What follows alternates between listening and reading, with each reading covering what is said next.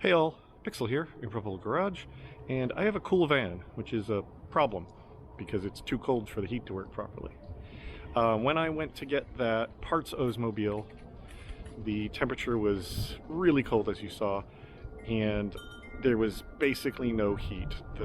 This van tends to run cold already. It never gets to even half on the temp gauge.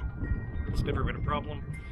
But on that drive, in the really cold weather, it didn't even get to an eighth on the temp gauge, and the heat coming out was barely lukewarm. I literally did this to try and block enough of the radiator to get it to heat up.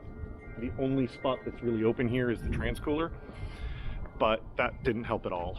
So I was complaining to Mike that I think I need to put a hotter thermostat in it, and well, I was about to say that, and he interrupted me to say, hey, maybe your thermostat's stuck? So something I just never thought to occur to me, so thanks to Mike for suggesting it, or I would have gone down the wrong path. But yeah, I think that's what's happening. I think it's just never getting warm because the thermostat's stuck open. So all right, it's a couple days later. It's cold. The reason it's a couple days later is this is the warmest it's been. Yeah, I don't even know if I can show you effectively, but where that hose clamp is deep in there is thermostat housing. It might be easier to do this from inside, but I'm going to try and do it from this side, just so I don't have to take the doghouse out. I mean, it's pretty easy. I'm just going to be removing the two bolts that hold that thermostat housing on, prying it out, cleaning it all up, so I can put the new gasket and thermostat in. There is a brace on there that looks like it's for the AC. That might complicate things, but I'm not going to time-lapse it because you won't be able to see anything. I'm not going to be able to see anything. So we'll catch up when I'm at the next stage. One out, but there's no way I can get at the other one. I can kind of get a tool on it. I can show you, but there's no room to turn it between like the oil fill and the transmission fill and the hose and everything. So what I'm going to do is pull the doghouse off and go in from that side, and hopefully with the air cleaner off, I can come in from the other side and make that work. All right, so this is frustrating. Remember when I mentioned that there was a bracket over the bolt? Yeah. Can't show it to you super well, but this pipe right here has got a little bracket welded to it that goes to that stud for the thermostat and then goes up to something. I don't even know exactly what this is. I think it might be the power steering line, but that doesn't make any sense. Either way, oh no, you know what it is? It's probably the brake booster line, but it's screwed into the manifold right here with a way that there's no flex.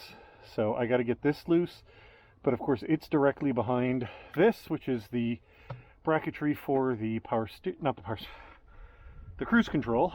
So it's just everything is in the way of, I'm disassembling the brake booster line and may have to take off the cruise control in order to get the thermostat out. I'm just deeply frustrated by it. It doesn't help that it started to rain. I got my ass hanging out the side of the van. Can't get it in the garage because of the holes, obviously. But yeah, just this was supposed to be a quick job, but whatever. We'll get to it. Got that off. It was just miserable because it was like a 16th of a rotation every time, and it didn't ever loosen up enough that I could just turn it by hand. Sorry. Basically, got that off. There's under that was not a nut, like a stud with a nut in the middle of it, basically. That's the best way I can describe it. Got that off. I just cracked the filler neck off, and unfortunately, the driveway is sloped just enough that it filled the manifold with coolant instead of pouring it on the ground. But I'm about to pry the thermostat out. So, let's see.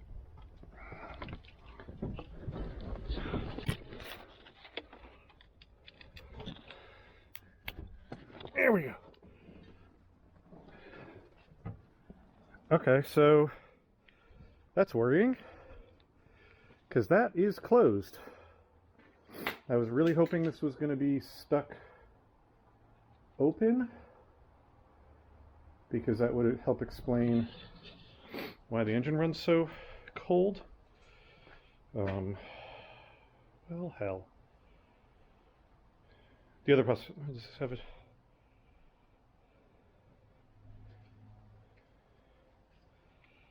Sorry, I'm trying to like, we're trying to see, there's 54 millimeter, that's not helpful. Yeah, I don't know if this is showing up in the camera at all, but I'm trying to like see what's up.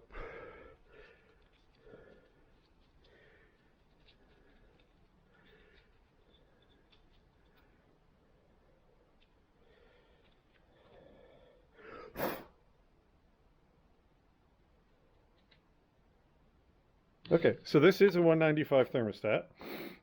Now we're doubly frustrated because the other hope I had was that it was like a 160, you know, something cooler. But hell, my van is cold because it's too efficient. That's really annoying. Anyway, I have another one, so I'm going to put that in and see if it makes a difference. It's starting to rain harder, so fun. Yeah, like I said, it doesn't get over. It wasn't getting over an eighth high, and it has coolant in it. So, and it's definitely cold because the heat's cool.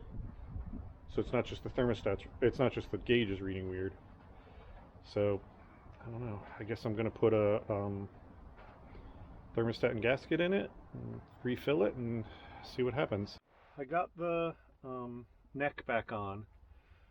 Absolutely miserable, and I don't think it's on right, because the problem is there's a machined recess in the intake that O-ring fits down. It's not even an O-ring, it's like an O-ring but square, that fits down into, and then as far as I can tell, you're supposed to like balance the thermostat in the middle of it and then put the heading on and the housing on, and then put the two bolts in and secure it down. The problem is there's no groove or anything in that O-ring to locate the thermostat.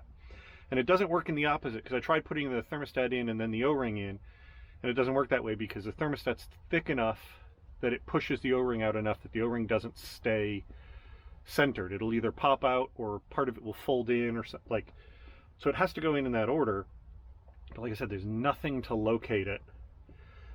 And it's miserable to reach everything in there, so it's like even odds at this point. Because what's supposed to happen is as the thermostat housing comes down, it hits the thermostat and pushes the thermostat down in a way that like gushes the ring up and around it. Because when I got it, the old one out, that ring had been like pushed up and around it and squeezed it. So like that's how it's supposed to seal, but I have zero confidence in it. But what I was just doing now is, this is that line, and I was having such a hard time turning it that what I did was, because it's the only thing I have at the moment, I sprayed some liquid wrench just like in there, and then of course it all fell off while I was grabbing the camera.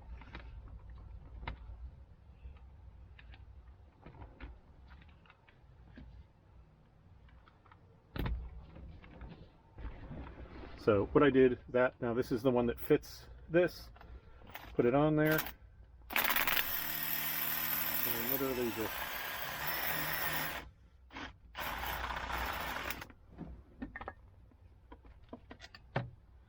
and then that just sort of helps make this, it still grabs a little bit, but before I was fighting with it to just move it all. Now it at least spins some. So now I got to get that back in and hooked up, and then the line on and tightened up so that I can fill it with coolant to find out whether or not it leaks. Fun. I mean, I'm getting there. This is just a miserable job. There's nothing good about it. Like, I can reach it better from this end because it's a V6. And I don't know if it would be better or worse reaching it from the front. I think the one thing that would be easier is if this was a V8, there'd be more distance between the throttle body assembly and that neck, so I wouldn't be fighting with all these things getting in my way as much. But I'm gonna get it. I'm hoping with no confidence that I managed to get that on right so that I don't have to pull it back off again and try again. If I do, I'm really tempted to just put in a bunch of of like RTV and set the thermostat in it, put another layer of RTV and do that, which is not the right way to do it, but honestly this is a miserable way to do it. I don't know who the hell designed this, but yeah, I'll catch up with you at the next step, probably when it's reassembled. Alright, it might be fixed. Can't really show you effectively, but it's all back together. Problem is it's all wet there from taking it apart, so I'm having trouble telling if it's leaking. I'm now looking at the wiring and wondering if I pinched some wiring under there.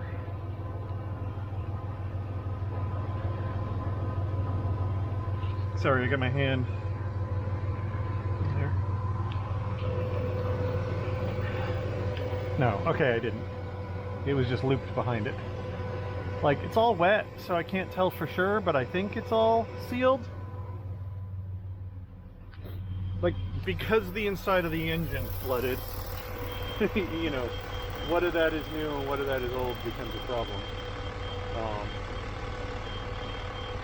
I think my only real choice is to like put it back together and drive it. I can't really mop that out of there effectively, but I don't know. All right, it's a couple days later. Yeah, this didn't go well. So I've only had limited opportunities to drive the van. First time I drove it, it didn't get any hotter than it did the previous times. Second time, which was just now, I drove it like down the street to get breakfast. And on the way back, the gauge went up to middle, little over and then back, little over and back, little over and back as I would accelerate or decelerate. Not directly, but you know what I mean. Idling, it would go down, accelerating, it would go up. So I pulled in, opened the hood, and found the radiator cap sitting right here because I'd never put it back on again. So I've been refilling it with coolant, and yeah, something has gone horribly wrong in there. Not even sure where it's coming from. Unless I should shut it off at this point, but it's peeing coolant real bad. I gotta pull the doghouse off, whole 9 yards. It's probably just that stupid seal did not seal properly. Honestly, I'm really tempted now to just do what I was gonna do, which is RTV it in place, because fuck. But I'm just annoyed at this point. This is frustrating. So I guess I will work on that as soon as I get a chance. This is before work, so I really don't have a chance to dig into it right now. Fortunately, I don't know what order these videos are coming out in, but all the electrical work on that means that still has to come apart. So yeah, I'm freezing cold, so I'm gonna stop filming. All right, hey y'all, we're dealing with a leak now. It's like a day or two later. Got another gasket. I think I know what the problem is. Turns out, doing a little bit more research, like I suspected at the beginning, the gasket has a groove cut in the inside that's supposed to fit around the thermostat. I thought that was how it worked. The other gasket I had didn't have that.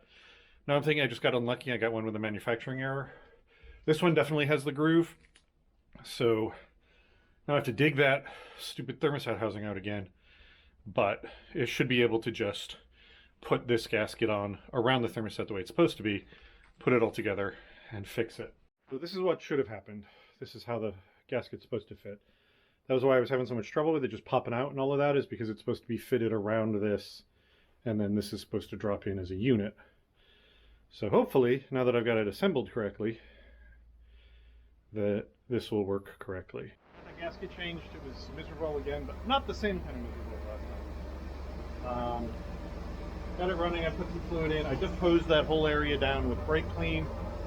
It was all wet, so I was having trouble telling if it's leaking. So I'm kind of waiting for that brake clean to dry off, and then I can get an idea of whether it looks like it's leaking or not. My biggest concern is it's unclear if the thick part of the gasket goes down or the thick part of the gasket goes up. I have the thick part down. We'll find out if that's right. I feel like, though, if it's wrapped around, it's less likely to leak just in general.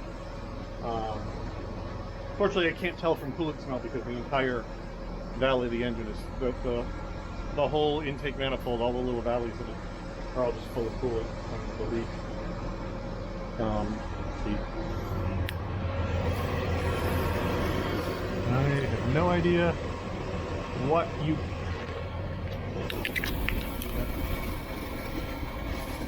Looks like it's dry. Sitting on this side, I'm going to go look at the other side. I think I may have cracked it. I have no idea if you could hear me, but it seemed dry from that side. I think I may have cracked it. In the good way, not broken it.